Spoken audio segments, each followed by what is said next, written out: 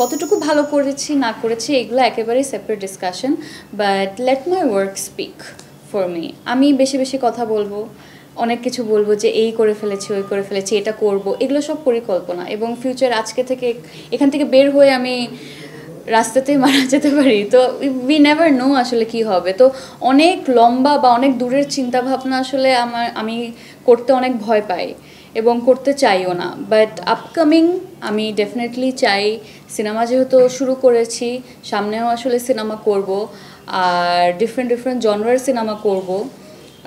যদি ভালো গল্প থাকে, আমার চরিত্র ভালো লাগে, আমি তো কাজ করতেই চাই। সো এখানে কখন কি বা কোন সময় রিলিজ হবে হয়তো বা এগুলো বলতে পারছি না। আর এখন তো সব কিছু অনেক বেশি কন্ট্রাকচুয়াল।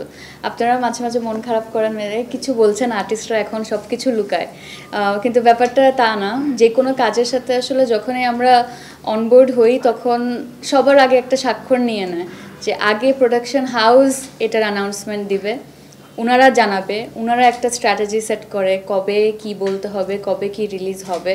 তো এখানে মন খারাপ করার আসলে কিছু নাই যে অনেক কথা বলে এটা এই প্রশ্নটা এড়িয়ে গেছে, ব্যাপারটা তা না।